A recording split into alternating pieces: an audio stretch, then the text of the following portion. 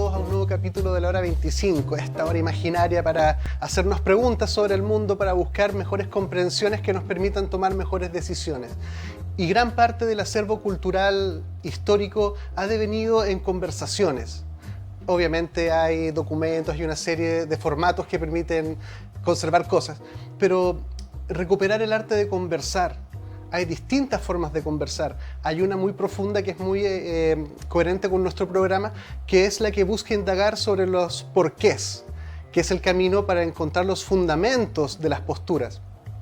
Y un tema que nos tiene en el ojo del huracán es todo el proceso constituyente, la propuesta y muchos aspectos desde donde podemos mirarla. Y para poder conversar particularmente sobre sistema político y algunas implicancias, algunas laterales y algunas temáticas contingentes también, tenemos de invitada a Constanza Hube, de ex constituyente, ahora ciudadana nuevamente, ciudadana, de Chile Vamos. Bienvenida, Connie. No, muchas gracias por la invitación, feliz de estar acá. Un gran saludo también a todos quienes nos están viendo a esta hora, por la hora 25. Bueno, vamos a ver, empecemos por sistema político y vamos viendo a dónde vamos llegando. Yo, para abrir la conversación, ayer estuve conversando con un amigo justamente del sistema político y él lo que resaltaba un poco que dentro de distintas alternativas que conceptualmente se conocen, se manejan y se han visto en otros países, lo que propone esta propuesta como sistema político posibilita algunos desequilibrios que pudieran tener algunos riesgos si se dieran algunas configuraciones particulares. Solo eso para introducir el tema. ¿Qué ves tú de esta propuesta? ¿Cómo fue esa construcción? Aspectos positivos y negativos. Sí, mira, a mí me tocó formar parte de esa comisión, la del sistema político, así que lo vi de primera fuente. Yo creo que lo primero es quizás un contexto muy, muy breve. Yo además de ser ex constituyente, soy profesora de Derecho Constitucional, entonces he hecho clases los últimos 12 años de esto. Y lo primero que te enseñan en Constitucional es de que la Constitución nace para limitar el poder. ¿Ya? ¿El poder de quién? Del Estado, para poder proteger a las personas. Esa es la primera razón. Después vienen, obviamente, los derechos fundamentales que también se reconocen para proteger a las personas. Podemos ir indagando por parte, porque Exacto. Yo sé que tú vas a dar una cosa lo quería hacer breve, pero no te preocupes, vamos. Porque me interesa justo lo primero que dijiste, que es como una forma de controlar el poder. Y me gustaría indagar en eso, porque hay harto implicancia de este nuevo diseño con respecto justamente a esa temática. Entonces vamos desagregando por parte. Perfecto, ¿no? Efectivamente, ¿cierto? O sea, el control del poder, o sea, el hecho de que tú le entregas atribuciones, ¿verdad?, al Estado, por ejemplo, en materia de seguridad, que tú te renuncias a tu derecho de autodefensa para que otro te defienda, que es precisamente el Estado, para que no opere la ley de la selva, el hecho también de que haya un gobierno, que quien resuelva los conflictos jurídicos no sea entre nosotros dos si tenemos un problema, sino que sea un tribunal, el hecho de que también haya leyes que nos afecten a todos, ya sea positivamente o negativamente. Entonces, tú entregas a quienes ejercen el poder en algún minuto ciertas atribuciones, pero esas atribuciones tienen que estar controladas. ¿Cómo lo controlas? Y aquí es donde viene el tema de los desequilibrios que probablemente te comentaba tu amigo. Separando el poder en distintas cajas separadas, como decía Montesquieu. Por una parte tienes gobierno, tienes Congreso, por otro lado tienes el Poder Judicial. Y después ya con la modernidad, a medida que el Estado se fue haciendo más complejo y los temas se fueron haciendo más complejos, también nacen otros organismos de control. Contraloría, el caso del Tribunal Constitucional en Chile, el Banco Central, y así una serie de otros organismos, superintendencias, por ejemplo, Comisión de Mercado Financiero, entre otras. O sea, una serie de otros organismos que vienen a regular y que precisamente vienen a controlar el poder y también obviamente vienen a regular mercados y una serie de otras cosas. Pero eso es la parte más importante. Ahora, ¿cómo yo y por qué hago esa introducción? Porque desde mi punto de vista creo que en ese punto fundamental la Constitución de la Convención es bastante débil y muy precaria, porque lo que hace no es poner más controles o separar bien el poder, sino que por el contrario lo que hace es concentrarlo un poco más y también quita controles y contrapesos que han sido muy relevantes. Por ejemplo, el Senado. ¿Ya? Ese yo te diría que es como, no sé si probablemente íbamos a llegar a eso, pero quizás sí, ese punto es como uno de los más gráficos en cuanto a la falta de racionalidad que hubo en esta discusión. Justamente eso siempre se señala en las conversaciones como un gran contrapeso, un gran equilibrador, hacia los grises, de alguna forma. De alguna forma uno pudiera entender que la Asamblea Regional vendría a ser algo como en ese camino ¿Quedó eso como un contrapeso? ¿Quedó equilibrado? ¿Quedaron bien asignadas las responsabilidades, las atribuciones de cada uno? ¿Cumple ese rol la Asamblea Regional? ¿Cómo lo hacía el Senado actualmente? No, desde mi perspectiva no, y esto porque básicamente se parte de premisas que son falsas, ¿ya? La primera premisa es que te dicen, para quienes nos están viendo, que esto es un bicameralismo asimétrico. Eso, en chileno, ¿qué significa eso? O sea, hoy día nosotros en Chile tenemos un sistema bicameral. ¿Qué significa eso? Que hay dos cámaras, que el Congreso Nacional está compuesto por la Cámara de Diputados, que es una cámara más bien política, y el Senado, que es más bien una cámara que uno diría representativa de las regiones, ¿ya? ¿Por qué? Porque las regiones se ven representadas en las decisiones nacionales a través fundamentalmente de los senadores. ¿A qué cambiamos? ¿Qué es lo que cambia acá? ¿Y por qué es falso este tema del bicameralismo asimétrico? Porque ya no vamos a tener dos cámaras como tales, vamos a tener un Congreso de Diputadas y Diputados. Fíjate que cambian el nombre. En vez de Cámara de Diputados, pasa a ser el Congreso de Diputadas y Diputados. O sea, el anclaje institucional del Congreso está ahí y va a haber una Cámara de las Regiones que está fuera del Congreso de Diputadas y Diputados que va a tener algunas atribuciones legislativas. Pero fíjate que no se eligen junto con el Congreso de Diputadas y Diputados, se eligen con las autoridades comunales y regionales. Yo, como lo he señalado en otras oportunidades, sin ánimo de ser peyorativa, es una Cámara decorativa o más bien aspiracional, pero se termina en esta lógica del bicameral. Y se dice que es un bicameralismo asimétrico porque en la práctica hay una Cámara que va a ser más potente, que es el Congreso de Diputadas y Diputados, y una Cámara más débil, que es la Cámara de las Regiones. Pero la realidad es que esa premisa es falsa. Esto es un unicameral que tiene esta Cámara que está como satélite aquí, decorativa y regional, que se va a poder meter en algunas cositas, pero muy pocas, ¿ya? Yo te diría que ese quizás es el primer elemento. Y dos elementos muy breves también. Se dieron argumentos para eliminar el Senado que eran falsos, ¿ya? Se dijo que el Senado era mucho más lento en la tramitación que la Cámara de Diputados, y eso es falso y quedó demostrado durante la discusión. Se decía que además que los proyectos que ingresaban por el Senado quedaban entrampados ahí y no pasaban a la Cámara de Diputados. También es falso, tiene una tramitación más rápida los proyectos que entran por el Senado y no los proyectos que entran por la Cámara de Diputados, por una cuestión también bastante lógica, los senadores son menos, entonces es más fácil poder negociar. Entonces al final, cuando ya se terminó eliminando el Senado, el argumento era el Senado es elitista. Eso no es un argumento, o sea, ¿y por qué es elitista? ¿No? Entonces ahí siempre vuelves a la lógica ideológica versus la lógica racional y argumentativa que no existió en la Convención Constitucional y que sin duda no existió en mi comisión. Y después, cuando ya se dieron cuenta de que a la gente como que no le gustó mucho esto de eliminar el Senado y como que había harto resquemón entre medio, crearon la Cámara de las Regiones, como para tratar de que se parezca lo más posible al Senado. Entonces, a ver, pongámonos de acuerdo. Ustedes quieren tener una Cámara firme, fuerte, que tenga escaños reservados, paridad y una serie de otras cosas. Bueno, juéguensela por un unicameralismo, pero no le mientan a la gente diciendo que esto es un bicameral. Entonces después crearon esta Cámara de las Regiones y trataron de meterle atribuciones para que se pareciera al Senado. Mira la paradoja. ¿Y eso por qué? Porque las cosas se hicieron mal. Y este proceso, yo creo que la ciudadanía se ha dado cuenta que fue un proceso muy, muy mal hecho y que el procedimiento condicionó el resultado, que fue un mal texto constitucional. Connie, y en una mirada un poco como más académica o conceptual, ¿este modelo propuesto sería adecuado para qué tipo de procesos? Ya que obviamente las cosas, que algo sea bueno o malo, nos retrotrae a cuáles son los criterios que estamos utilizando para evaluarlos, qué sé yo. Pero uno diría, nada es per se bueno o malo. Entonces yo diría, este diseño debe ser bueno para algo. ¿Para qué sería adecuado? ¿Para qué fin? ¿Para qué camino pudiera ser algo más adecuado que el actual, por ejemplo? Que encuentro que es muy buena pregunta la que haces, porque efectivamente algo no es bueno o malo per se, ¿ya? Pero depende mucho del modelo o del régimen que tú tengas, ¿ya? Entonces, por ejemplo, si tú tuvieras un país parlamentarista, parecido como el caso inglés, por ejemplo, parecido al caso alemán, parecido al caso español, ¿verdad? Donde tú tienes un congreso y dentro del congreso eliges el gobierno, ¿ya? Entonces, todo el momento en que elige a los parlamentarios, el que tenga la mayoría arma gobierno y tienes sus ministros son parte del propio Congreso. Ahí tiene toda lógica tener un unicameral, es decir, una única cámara, ¿ya? Y los contrapesos en la propia cámara, ¿ya? Pero en un sistema como presidencial como el chileno, tener una sola cámara es un error. Y a eso han ido transitando los distintos países latinoamericanos y tú ya ves cómo son sus democracias. No son democracias fortalecidas, son democracias débiles. Especialmente si el presidente tiene la mayoría en el Congreso y donde los quórums son de ley simple, donde básicamente el Congreso de Diputadas y Diputados puede hacer lo que quiera, ¿ya? Sin ningún tipo de contrapeso y sin ningún tipo de responsabilidad.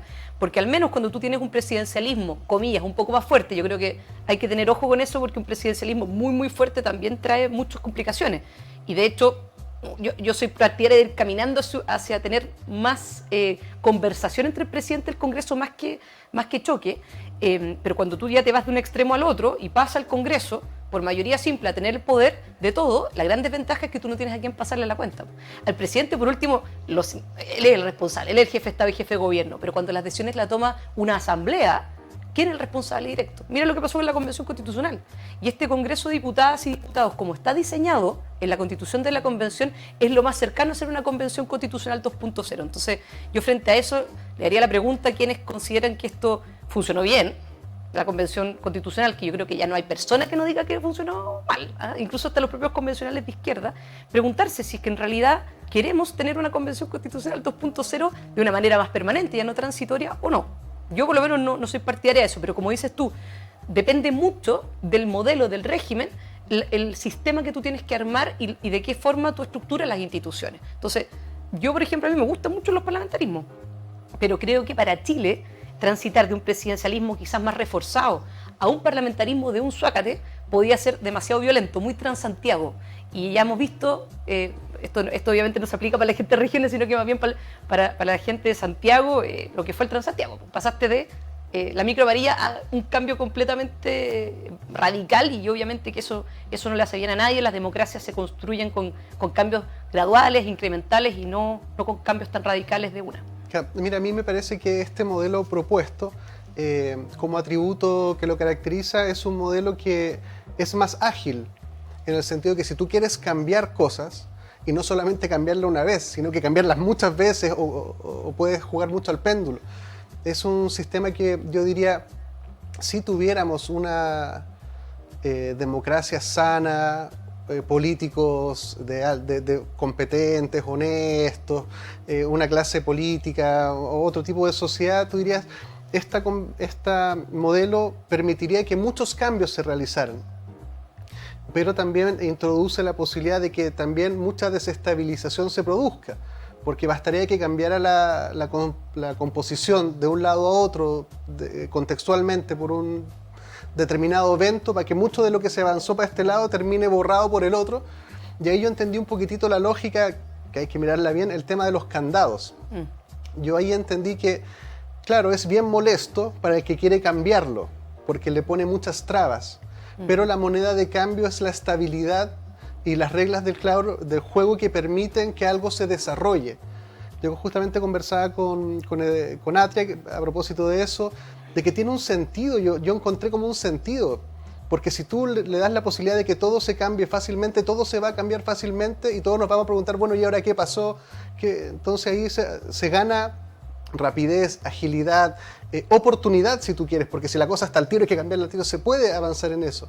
Pero por otro lado también posibilita, y es la moneda, el lado como el riesgo también, de que nos embarquemos en un vaivén de cambios circunstanciales. Entonces dije ya, algo tuvo de sentido los candados.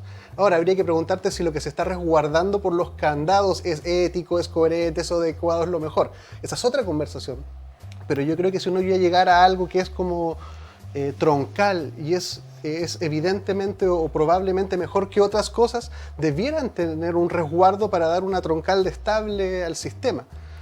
Sí, yo creo que tiene, bueno, lo que me planteas tiene varios elementos que son muy interesantes y que yo creo que hay que ir desgranando, ¿ya?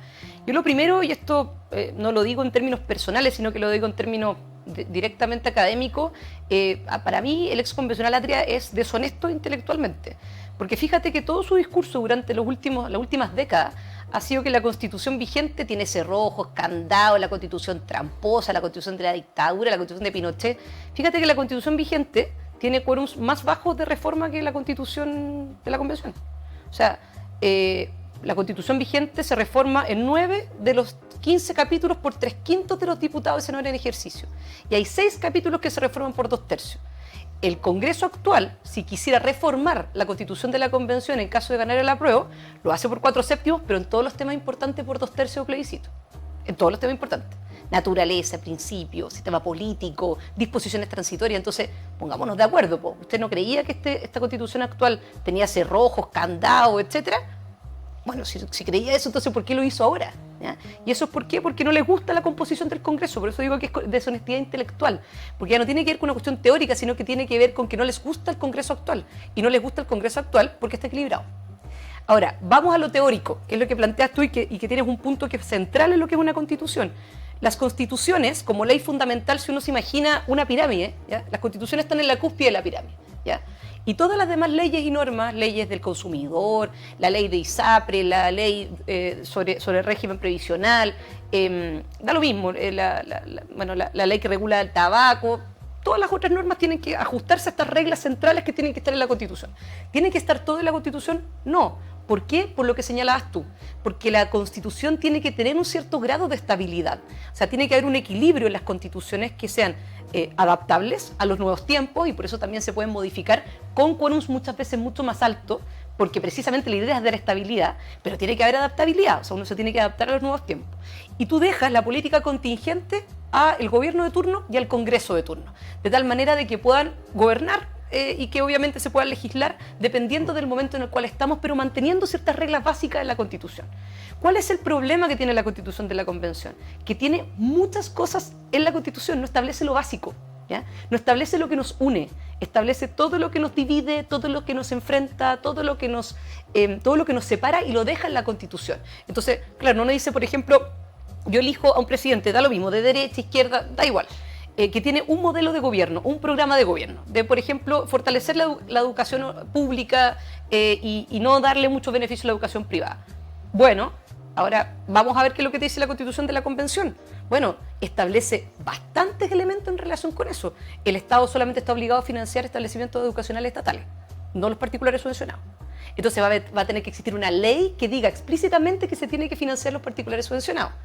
Va a haber un sistema público de educación que va a tener una serie de principios que se tienen que respetar, con lo cual tú terminas perjudicando la libertad de enseñanza, es decir, lo que se puede enseñar en un determinado colegio o incluso en las universidades. Por eso las universidades públicas no estatales están tan preocupados respecto a su línea editorial. Entonces, al final del día, claro, lo importante es de que cada gobierno pueda gobernar según sus ideas y tengan ojalá un Congreso que los ayude a eso o colaboren con eso. El punto es que si la Constitución lo dice todo, te condiciona a cualquier gobierno y te condiciona a cualquier Congreso. Entonces, esa agilidad que uno esperaría que exista, no existe. Cuando tú tienes constituciones maximalistas como esta, que además, desde mi punto de vista, no es una constitución, es un programa de gobierno hecho constitución, le quitas juego de pierna a los distintos gobiernos, los distintos congresos, para que finalmente ese día a día, esa política contingente se pueda llevar adelante precisamente con agilidad. Bueno, quiero hacer un paréntesis del sistema político porque justamente ayer en Twitter estaba viendo un post de Baradit, un Twitter de Baradit, que decía que no era cierto que se perdía la libertad de elección de los padres en el sistema educativo. Entonces yo le preguntaba, pero yo decía, bueno, pero si hay algunos contenidos que se están fijando por Constitución, que obviamente obligan y mandatan al Estado, por tanto, en el ámbito de la educación pública podemos ver que hay ciertas libertades, pero también hay ciertas restricciones. Entonces me parece que decir que es libertad total o esclavitud o subyugación total, habría que buscarle la calibración y el honesto entendimiento. Exacto. Porque yo entendería que hay hartos grados disponibles de libertad, sobre todo porque la Constitución no se pronuncia por muchas cosas. De hecho, yo criticaría de que no se pronuncia con cosas mucho más relevantes para mí, por ejemplo, con el tema de género, digo yo. O sea, yo puedo entender que hubo un grupo que... Lo puedo entender, y en ningún caso estoy en contra de que cada uno desarrolle su plan amoroso, de vida, legítimamente y honestamente como quiera. Pero otra cosa es que si eso lo vamos a igualar al rango constitucional y lo vamos a imponer a la mayoría, porque a lo más yo diría, entonces consultemos si la mayoría de la gente que no pasó en la Constitución estaría de acuerdo en que eso esté pie forzado. Pepe algo señalaba también en un tuit hace poco, o en una entrevista al Libro, creo lo mismo, ¿cierto? El tema como el concepto de paridad y cómo se distorsionó un poco con el al menos 50% de mujeres en circunstancias que paridad apunta, ¿cierto?, a 50 y 50. Eso también es un contrasentido que tiene el texto, que aparece en 2 artículos, creo. No terminé, voy como en el artículo 344. Me ha costado leerlo porque es más fome poco. que... Sí, no es muy entretenido. No, pero la verdad es que iba aprendiendo algunas cosas. Entonces yo decía, a ver, no hay que confundir 2 cosas. Una cosa es la legítima derecho de amar como uno quiere amar, y otra conversación que es distinta, requiere una conversación mucho más ampliada, que si estas formas legítimas tienen que terminar mandatando al Estado para que lo arraigue en todo el sistema público Y yo creo que de ahí a acá nos faltaron varias conversaciones para ver si eso tenía un asidero cultural. Ahora puede ser, yo intuyo que no, pero no tengo ni estadística ni nada que me soporte el juicio. Pero diría, a lo menos sería legítimo que lo conversáramos, pues, ¿cachai? Así es. Porque eso, en ese sentido no hay libertad. Ahora, no es que no tenga libertad, no es que uno no pueda elegir, pero sería más honesto, creo yo, decir, mira, hay mucha libertad, pero en estas 5 cosas no las hay. Y yo creo que eso lo podríamos entender mucho más fácil que estos grandes voladores de luces de alto nivel. Es que yo creo que tú das en el clavo en algo, y de hecho lo voy a graficar en el discurso final de Gaspar Domínguez y de María Elisa Quintero, si no sé si lo viste el 4 de julio pasado. No. Cuando tú los escuchas, tú no sabes si está hablando de la Constitución vigente o si están hablando de la Constitución de la Convención. Porque para poder disfrazar las falencias, que son muchas, que tiene el texto de la Constitución de la Convención, tratan como de... omiten ciertas verdades, ¿ya? Entonces son medias verdades nomás. Entonces, Gaspar Domínguez dice, acá hay una campaña del terror y que se dice que los emblemas nacionales no están. Y yo les voy a leer el artículo no sé cuánto que dice que los emblemas nacionales son ta. Claro, pero le faltó el inciso segundo, que habla de los símbolos y emblemas indígenas. Entonces, dice lo primero, pero no lo segundo.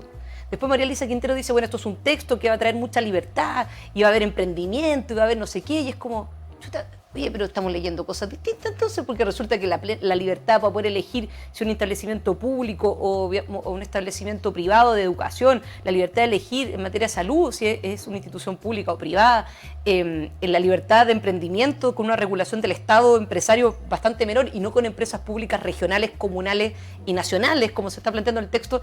Chuta, ¿por qué no decimos eso también? ¿Porque nos avergüenza? ¿Porque no queremos decirlo porque eso le puede causar miedo a la gente? Bueno, digámosle la verdad. Si ese es al final del día es el punto. Y que la gente decida, pero con toda la verdad sobre la mesa. Entonces, yo escuchaba a María Elisa Quintero y de verdad yo no sé si lo estaba diciendo con querer o porque sencillamente no se ha leído la Constitución vigente y no la ha comparado con la Constitución de la Convención. Entonces, tú das en el clavo en eso. Seamos honestos. Digamos lo que efectivamente dice el texto. ¿Hay libertad para poder tener establecimientos privados de educación? Sí, pues, pero resulta que el financiamiento solamente está garantizado para los estatales. Y hoy día el financiamiento sí está financiado para los particulares subvencionados, porque hoy día la ley te da la posibilidad de poder pagar por niño que va a un establecimiento particular subvencionado una subvención, ¿cierto? Y permite tener la educación particular subvencionada. Y eso, no te estoy diciendo que se van a cerrar todo el 5 de septiembre, no, pero el único financiamiento que está garantizado es para los establecimientos estatales, y lo dice de manera explícita. Entonces, digámosle la verdad a la gente, si ese es el tema. En materia de salud es lo mismo, ¿eh? Ese fenómeno, bueno, de ambos lados se acusan un poco de lo mismo. Sí, el punto es que uno tiene el texto en la mano y uno dice, mire, esto lo dice explícitamente, si quiere lo podemos leer, no hay problema. Pero el gran tema es que ellos se acusan de la campaña del terror, pero no te dan argumentos. Entonces es súper fácil decir que el otro está mintiendo. ¿Estoy mintiendo porque no te gusta lo que yo estoy diciendo? ¿O estoy mintiendo porque lo que yo estoy diciendo no es correcto? Ese es el punto. Sí, ahí aparece un fenómeno bien interesante que se replica en varias partes, que tiene que ver con lo que se asegura explícitamente y con lo que queda disponible. Exacto. Porque mapear esas dos cosas, yo creo que los principales errores que yo veo es confundir las dos cosas. Así es. Porque algunos dicen, claro, como no dice esto, no va a pasar. Y otros dicen, no, pero no lo dice, pero sí va a pasar. Entonces, ya, a ver, la primera pregunta, ¿lo dice o no lo dice? Exacto. Ya, si no lo dice, no está asegurado constitucionalmente. Así Listo, esa es la primera lectura. ¿Lo dice o no lo dice? No lo dice, listo. Primera distinción irrefutable. Luego se dice, no lo asegura. Ya, ¿lo prohíbe? Tampoco. No lo prohíbe tampoco. Pero lo que está haciendo es tirándolo a procesos democráticos posteriores para que lo regulen. Entonces yo creo que eso es más templado de decir, o sea, si lo prohíbe, no lo prohíbe, pero luego lo posibilita. Y ahora si lo posibilita, ¿qué tan probable que suceda? Y ahí tú dices, con este sistema político que es afín al cambio, no al cambio en el sentido de este cambio particular, sino que cualquier cambio, porque usualmente pasa que llega un grupo en la historia, lo hace usualmente cuando hay muchos problemas, el péndulo se va para el otro lado como reacción, como respuesta. Entonces el otro puede interpretar esto y decir, a mí no me obliga, entonces voy a desarmarlo, lo voy a desarticular. Y nos permite eso. Entonces la pregunta es, ¿eso queda disponible? Y si el sistema político que nos está proponiendo da más seguridad o menos seguridad de que esto se concrete como posibilidad.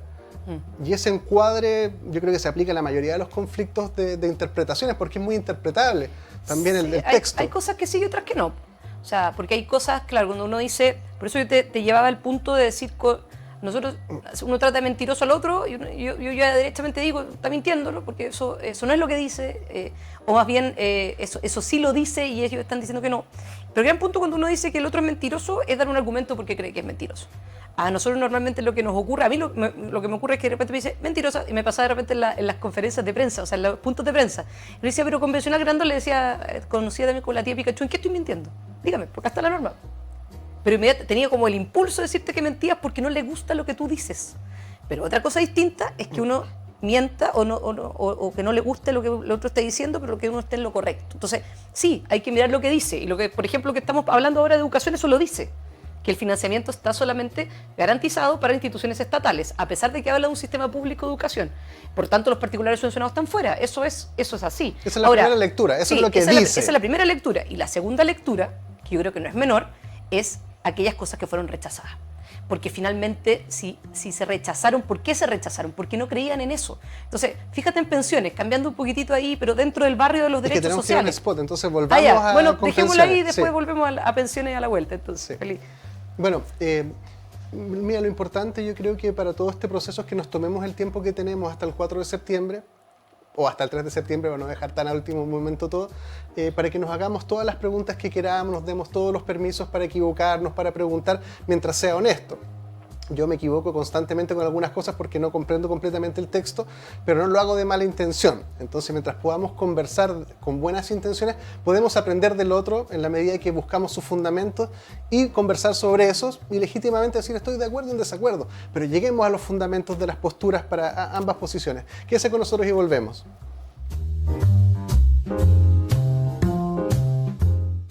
En Clínica Gastrosalud contamos con equipos médicos de excelencia y tecnología de punta para garantizar salud y bienestar a un excelente costo.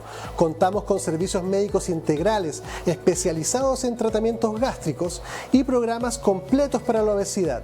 Realiza tus reservas de hora en la página www.gastrosalud.cl. En Clínica Apoquindo contamos con una infraestructura de primer nivel para ofrecer servicios de instalación de balón gástrico, pellet antialcohol, cirugías plásticas reconstructivas, cirugías estéticas, kinesiologías, psicología, psiquiatría, nutricionista. Visítanos en www.clinicapoquindospa.cl.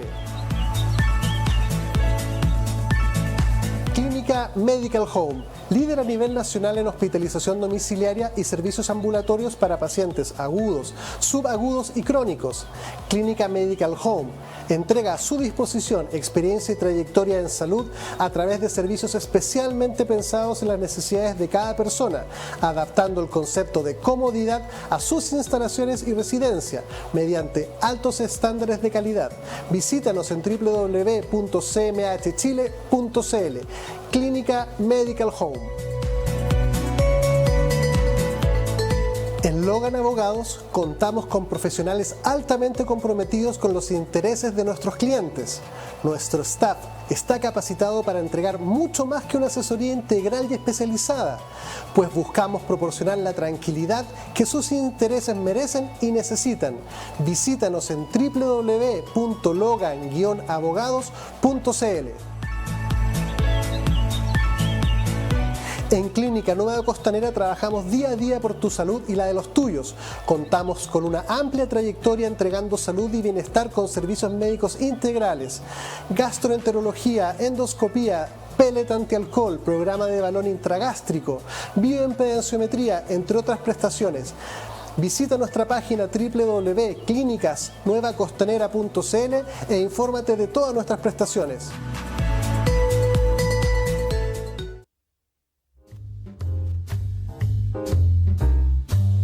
Bienvenidos de vuelta. Estamos tratando de indagar sobre los fundamentos o visiones un poquitito más profundas sobre lo que está escrito y las implicancias y tratar de separar lo que es una opinión, de lo que es un deseo, de lo que es un fundamento, de lo que es un argumento y de lo que está escrito y dice o no dice.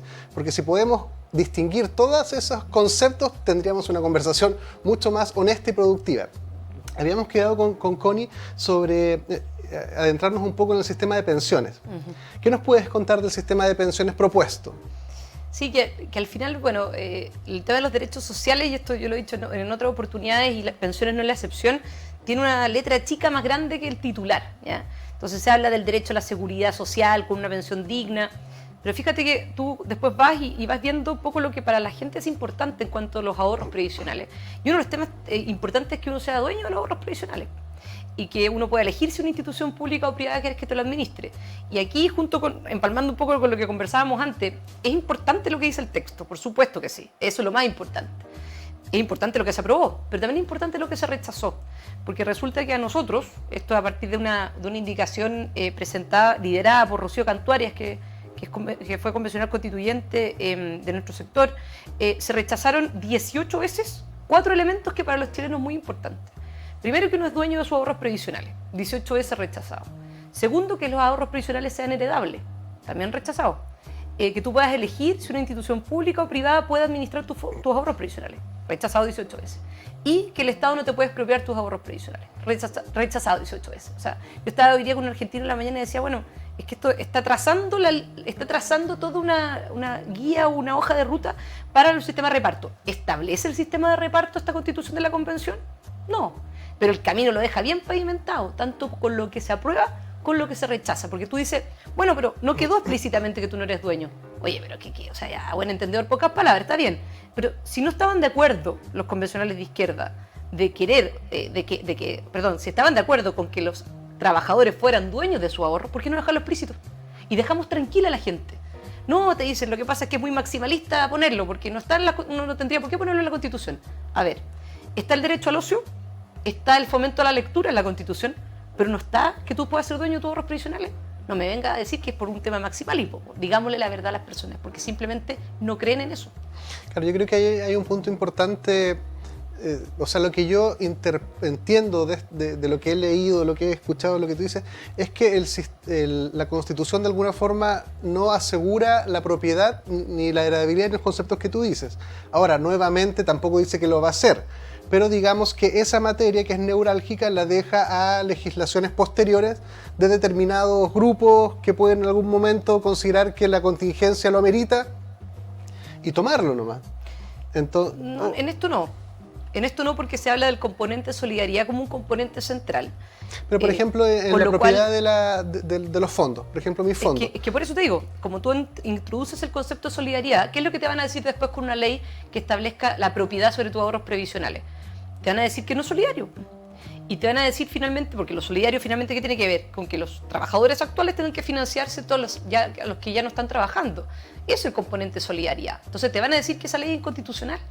Y además se señala de que tiene que ser solamente para efectos de beneficios previsionales. Entonces, ¿cómo es compatible un sistema de capitalización individual, que suena como muy bien así corporativo, pero en simple, es de que tu porcentaje de cotización, tus imposiciones, se vayan a tu propia cuenta y que tú vayas rentando en base a eso y tengas tu propia jubilación y no se vaya a un fondo común? Entonces, como te digo, o sea, eso no necesariamente va a quedar entregado a la ley, porque eventualmente la ley va a ser considerada o puede ser considerada inconstitucional. Entonces, no es que quede al arbitrio del legislador determinar esto.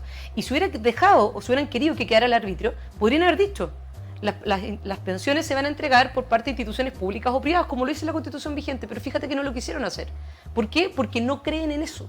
Si lo más gracioso de todo, y es tragicómico en realidad a esta altura, es que los convencionales de izquierda te dicen, bueno, pero si la libertad va a estar. Bueno, pero es que lo que pasa es que hoy día eso te lo dice la Constitución vigente. La libertad para elegir entre institución pública o privada. ¿Por qué no dejarlo expreso? De tal manera dejar a las personas tranquilas. No, es que va a depender del próximo Congreso. Eso es lo que tiene hoy día la Constitución. Si la Constitución vigente te dice, en materia de prestaciones de seguridad social, van a poder ser otorgadas por instituciones públicas o privadas, te da la opción. Sí, es un buen punto lo que tú señalas, porque también desnuda el componente como de modelo. Porque finalmente hay cosas que no las dice, pero que finalmente uno las deduce por lógica. Porque no está diciendo muchas cosas, pero tú dices, ya, pero si acá está que es esto, y si acá está esto otro, y aquí dice que esta otra, entonces sí, ya, acá te está haciendo un modelo, te está diciendo que algunas cosas van a ser más coherentes con esto y otras incoherentes, y eso también da atisbos de que las legislaciones, o por lo menos la voluntad, sí se mantuvo. A ver, si ganara la apruebo, para simular ese escenario, uno asumiría que las tendencias o las miradas van a llevar el camino en la coherencia del modelo. Y ese modelo no permite otra cosa, o no insinúa otra cosa, o no coherencia otra cosa más que algo solidario.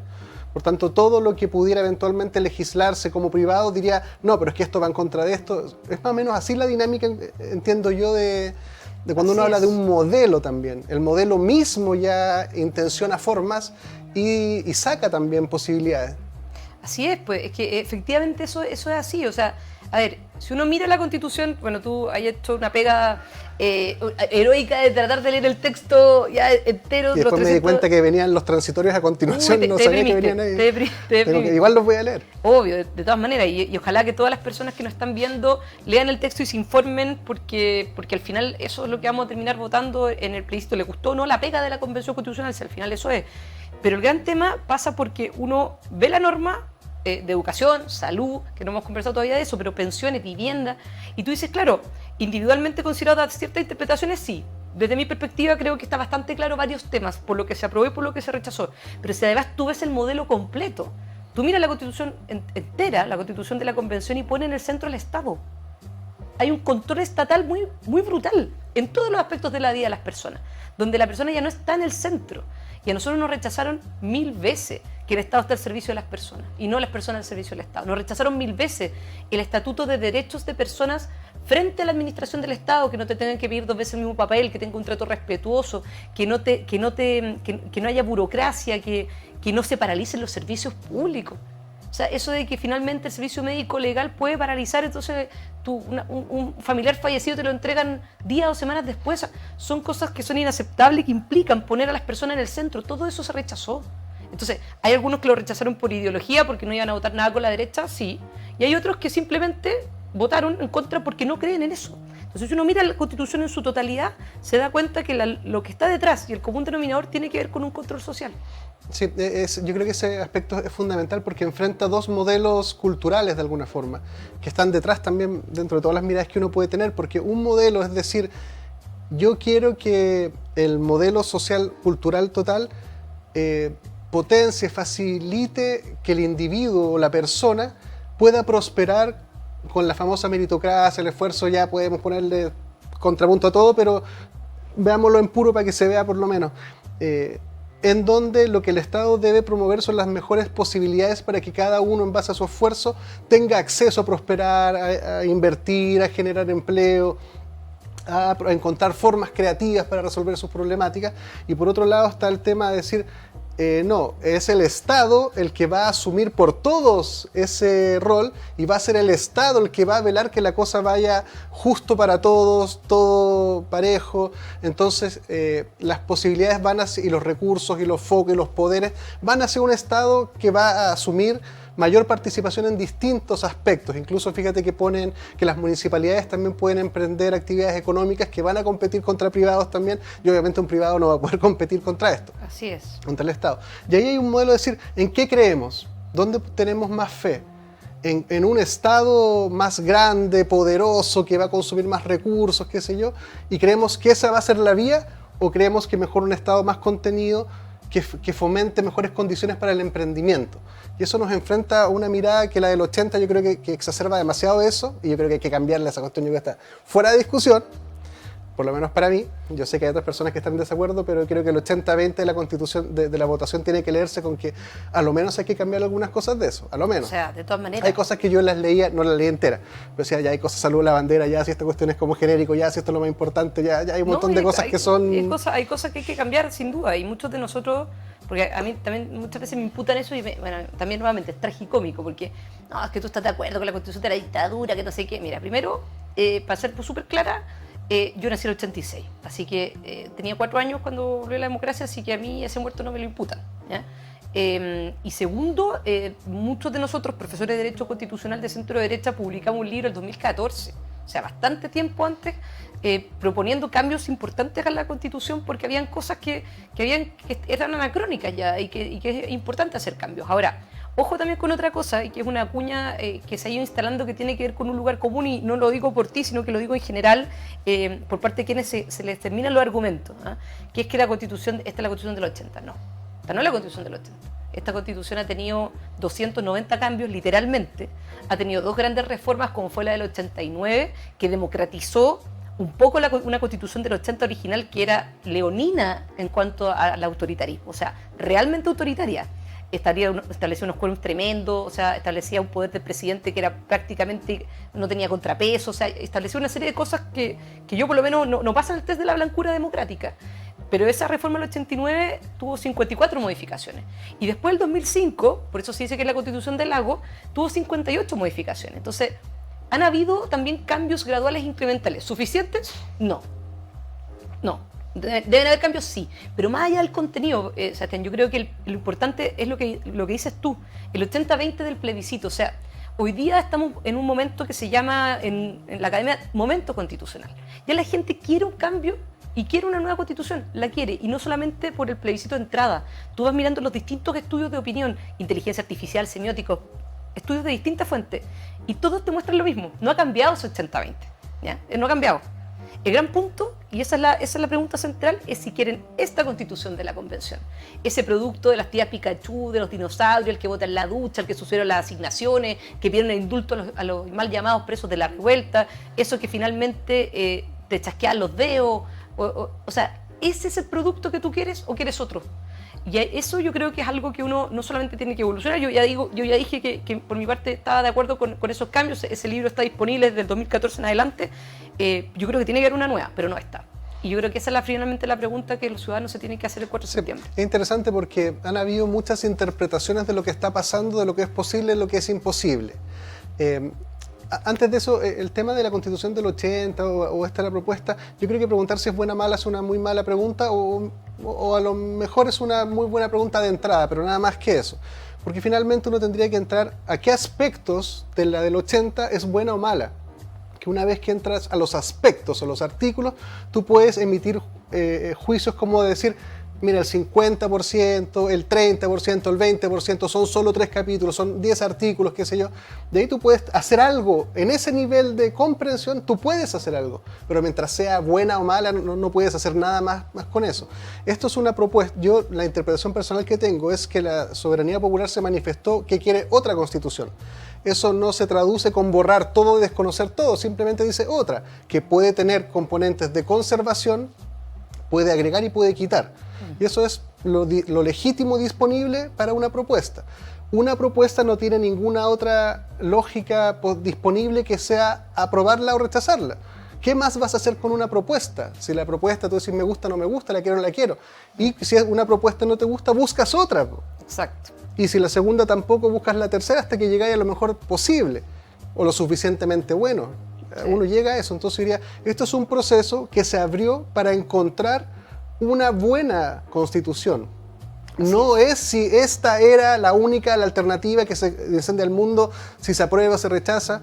No, si se aprueba, ya se cumple la condición, la mayoría de la gente lo quiere y entramos al proceso democrático, las propias reglas que se establecen y tienen que verse todos los sistemas del cuerpo jurídico, de arriba para abajo, todo se tiene que revisar, pero también tener los disponibles que se pueden cambiar. Pero técnicamente, y voy a hacer una reflexión técnica, es mucho más fácil avanzar desde el rechazo. ¿Por qué?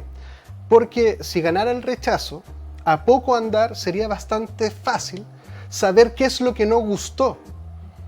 Y eso lo podrían hacer desde conversaciones, focus group, encuestas, un montón de cosas.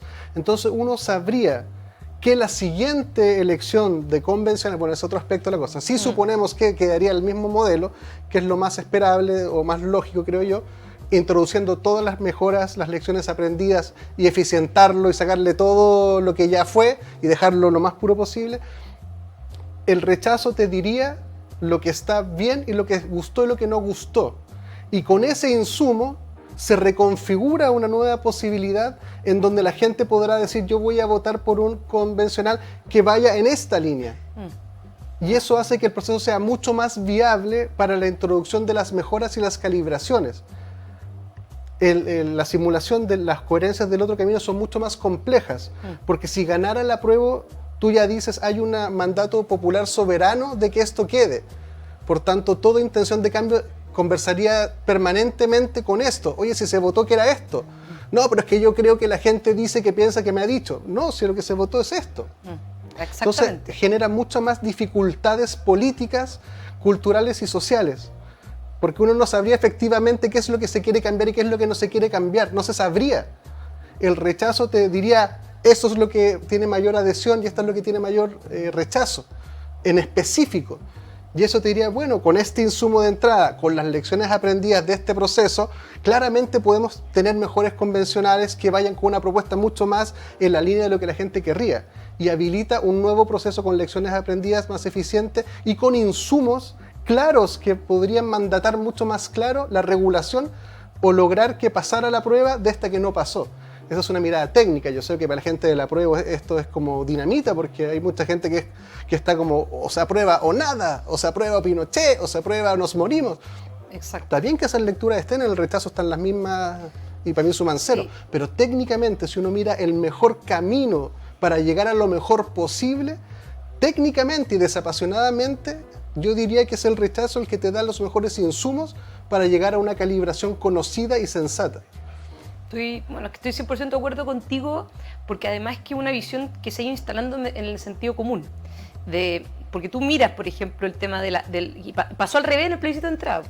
En el plebiscito de entrada el apruebo no era propiedad de la izquierda, era más transversal. Había sectores de derecha que estuvieron por el apruebo y bueno, la izquierda en general por el rechazo. Bueno, y la izquierda más radical que, ojo, no se sumó al acuerdo por la paz por la nueva constitución, pero después fueron candidatos en la constituyente. Pero dicho eso, el apruebo fue mucho más transversal. Y ahora acá, en el plebiscito de salida, es el rechazo el que es más transversal. O sea, no está la derecha solamente, o sea, también está la centroizquierda y hay sectores de izquierda que te dicen, ¿sabes qué? Yo no quiero esto, quiero otra constitución, pero no esta. Y desde ese punto de vista, claro, efectivamente el rechazo te permite dar una nueva oportunidad. Y yo creo que uno, desde mi perspectiva por lo menos y desde mi posición quizás política, uno tiene que ser súper claro en cuanto al compromiso de que eso sea así. Y que esta cuestión no sea que gana el rechazo el 4 de septiembre y resulta que el 5 de septiembre nos olvidamos del compromiso político. O sea, ese compromiso de que tiene que haber una nueva constitución tiene que estar. Y yo por lo menos, precisamente porque esa garantía tenemos que darla para que las personas vayan a votar sin miedo, sin cucos, sin campañas del terror el 4 de septiembre, de que sepan que si se vota rechazo va a haber una nueva y que va a haber un compromiso transversal de que eso va a ser así. Yo por mi parte me comprometo a jugármela por eso. O sea, no porque quizá uno diga, para mí la constitución del 2005 es una constitución que requiere cambios, sí. O sea, si esto no hubiera pasado, ¿ya? ¿Cambios profundos? Sí. ¿Cambios que se deberían haber hecho en su momento? Sí. Pero nuevamente, más allá de lo que uno quiera o crea, me parece de que esté instalado es un momento constitucional. Este proceso constituyente es un proceso que no se va a terminar el 4 de septiembre de ganar el rechazo, va a seguir, porque esa necesidad de cambio es una cuestión que ya está instalada en las personas. No solamente en la parte técnica, sino que en la ciudadanía. Y lo que te dicen en la calle coincide con lo que te dicen los estudios. Entonces, yo comparto contigo. Yo creo que al final del día el rechazo te permite esa posibilidad. Y que además también ser súper transparente y honesto, porque hay cierto grupo de izquierda que distorsiona como que el rechazo es todo malo y hay gente mala metida ahí. Y la verdad es que pueden haber gente buena y gente mala, como en el apruebo seguramente, como en los pueblos originarios, como en cualquier grupo humano en la historia del ser humano. Esa cuestión no es propiedad de nadie. Hay gente buena y gente mala en todos lados. Pero también hay un ala del rechazo que también que está completamente pro cambio, que también quiere mejorar cosas que son evidentes. Y no nos olvidemos que todo este proceso viene porque la evidencia de corrupción, de malos usos, de abusos, de que la constitución pasada, la legislación pasada o los políticos pasados permitían cosas porque eran legales, pero que no aguantaba ninguna reflexión de que eso no era lo correcto. Así es. Y como la Constitución permitía determinada configuración legal, igual lo podemos hacer.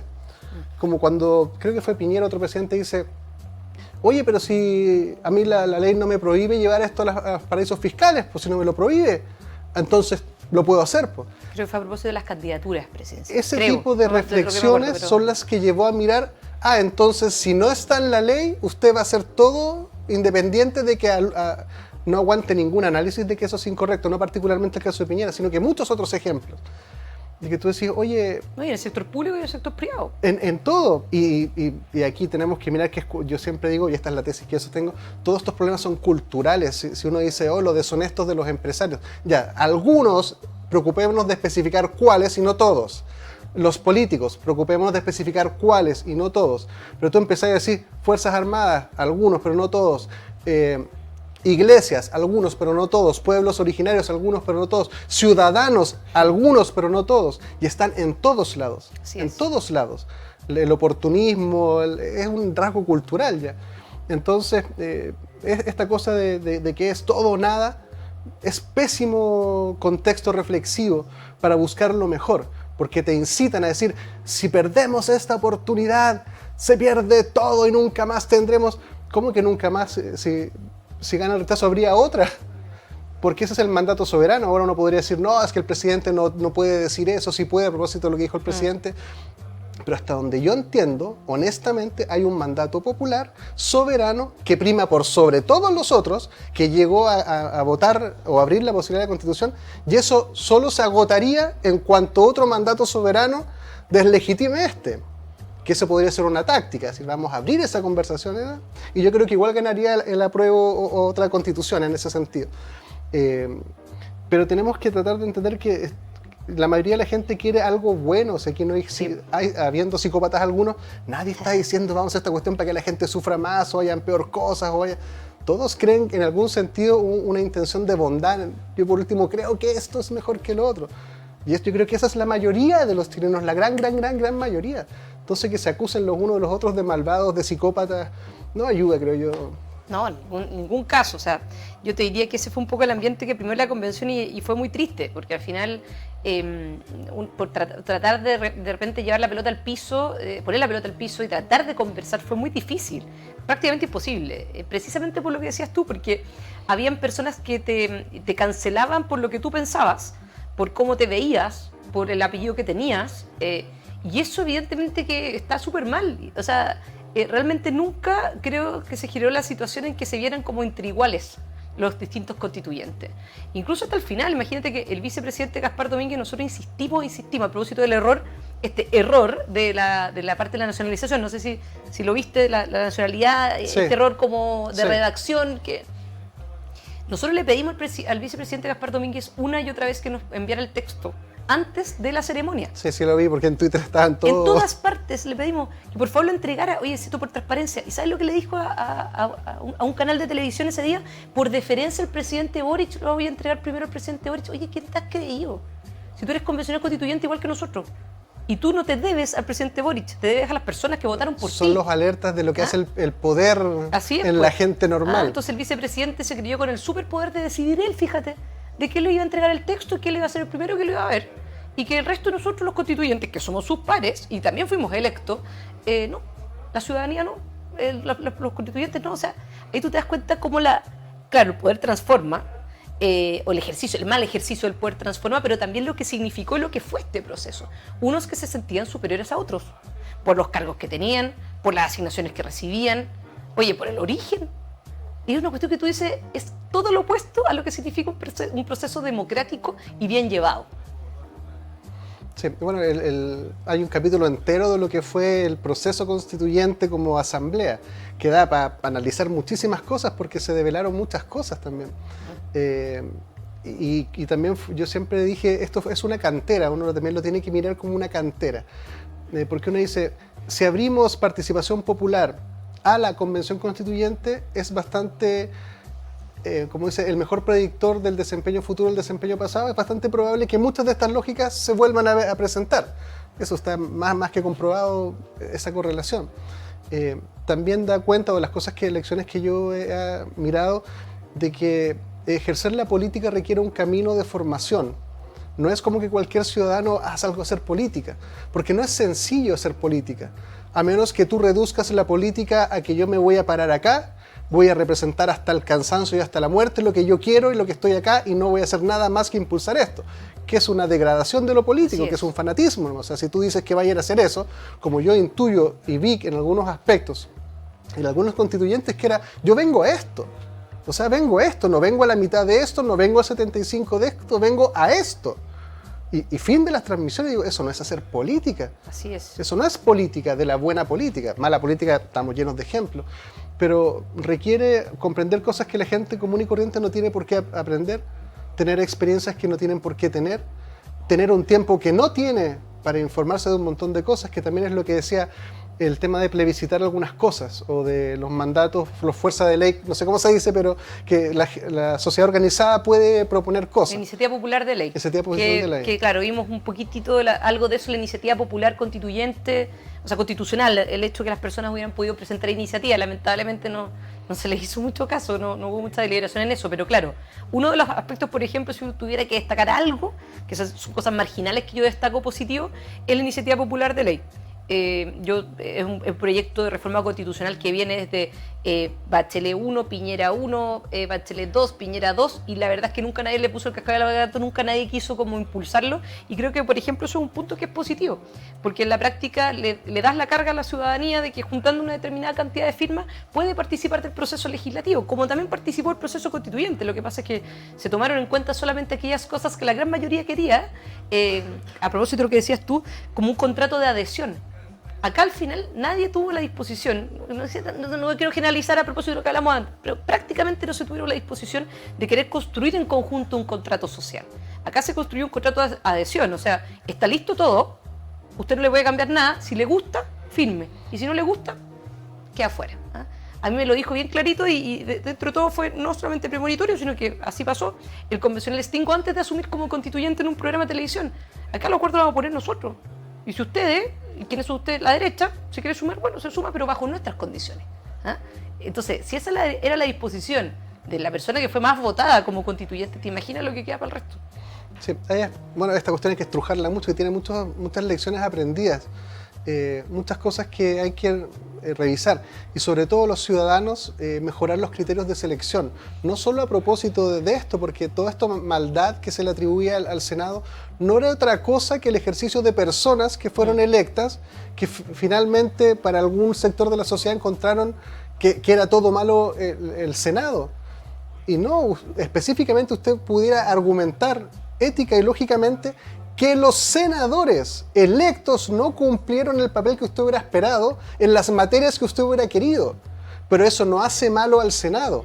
Así es. Porque el Senado, si usted cambia a todos los senadores y pone pura gente honesta, ética, virtuosa y sabia, oye, daría lo mismo como se llamara.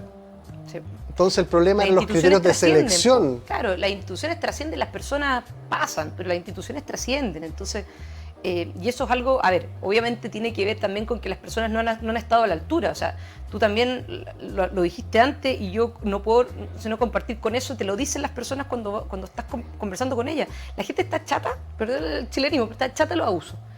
El valor que más... el número uno de los valores es la transparencia. Pero la transparencia no solamente significa mostrar tu declaración de patrimonio e interés. No, transparencia significa no mentir, no abusar. La gente está cansada de que la pasen a llevar. Y eso es aplicado para el sistema público, o sea, con las organizaciones y obviamente los escándalos que se han visto, como también respecto a los privados. Y ese es el valor que en la práctica uno tiene que tener en consideración y que lo tiene que tener también como consciente. Yo hay algo... ¿Por qué, por ejemplo, a mí Nos quedan 30 segundos. Ya. ¿Por qué me perturbó tanto la degradación del procedimiento? De vestirse de animales y qué sé yo. Porque tú no te estás representando a ti mismo. Estás representando a los ciudadanos. Estás representando a las personas que votaron por ti. Y esa es la responsabilidad esa es la mochila que uno tiene que tener siempre consciente cuendo es autoridad. Sí, y también hacer eco del abuso. Yo la lectura que tenía en el estallido social era que la gente estaba reclamando por un sinfín de abusos. Así es. Y eso algunos los posibilitaba la Constitución, pero la mayoría eran cultural. Así que ya, se nos acabó el tiempo. Muchísimas gracias. Sí, que a mí me dicen ya. Muchísimas gracias, Connie, por la conversación muy interesante. Muchas gracias a ti, Sebastián. También aprendí harto con los temas del sistema político, que yo creo que es un capítulo esencial que hay que mirarlo todo en su momento, pero ese también hay que hacerle bastante foco a ese modelo. Así que bueno, los dejo invitados a suscribirse al canal YouTube La Hora 25 Chile y sobre todo a leerse esto, porque nos va a servir leerlo, a pesar de que no entendamos todo, pero va a servir. Ese es el camino correcto de una ciudadanía más informada para mejorar. Buenas noches a todos, muchas gracias, Connie. Muy buenas noches, muchas gracias.